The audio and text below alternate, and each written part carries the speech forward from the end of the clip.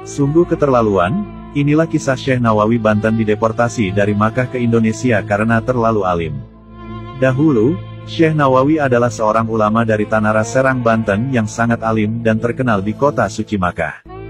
Beliau merupakan guru besar di pusat Islam Haramain Makkah Madinah di zamannya. Beliau bernama asli Muhammad Nawawi bin Umar bin Arabi al-Jawi al-Bantani. Beliau dikenal produktif menulis kitab dan menguasai banyak disiplin ilmu keislaman. Selain guru dari para guru besar dan kiai pernah berguru kepada beliau. Di antara kitabnya yang populer yaitu Riyadus Sholihin, Syarh Muslim, Al-Raudhah, Nashihul Ibad dan masih banyak lainnya. Namun, kealiman beliau justru kemudian menimbulkan rasa cemburu di kalangan ulama Makkah kala itu. Bahkan, beliau pernah dideportasi dari Haramain karena kecemburuan ulama setempat atas prestasi beliau sebagai pengajar di Masjidil Haram Makkah.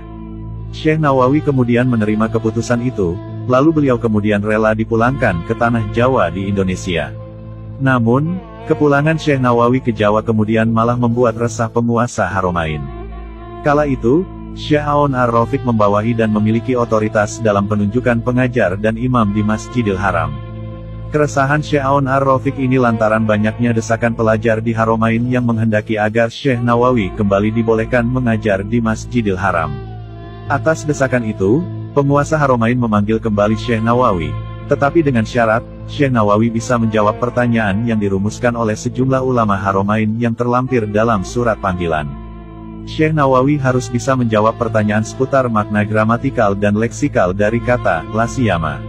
Satu halaman pertanyaan itu, oleh Syekh Nawawi dibalas dengan 15 halaman jawaban, hanya untuk menjabarkan secara tuntas asal-usul, kedudukan i'rab, dan makna kata la siyama. Surat balasan Syekh Nawawi itu kemudian diuji banyak ulama Haramain. Hasilnya, mereka semua terkagum dan mengakui keilmuan Syekh Nawawi al-Bantani sehingga karyanya layak disejajarkan dengan ulama Timur Tengah. Akhirnya, Syekh Nawawi pun kembali diangkat sebagai pengajar di Masjidil Haram dalam kuliah mazhab Syafi'i.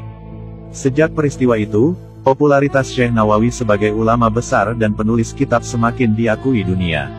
Syekh Nawawi al-Bantani membuktikan bahwa ulama Nusantara tidak ketinggalan secara intelektual dengan ulama-ulama di Haramain. Beliau juga layak disejajarkan dengan ulama-ulama di Timur Tengah. Diketahui, perjalanan tholabul ilmi Syekh Nawawi sangatlah panjang dan penuh ujian. Sejak kecil, Muhammad Nawawi sudah tampak kecerdasan dan ketekunannya dalam menuntut ilmu agama.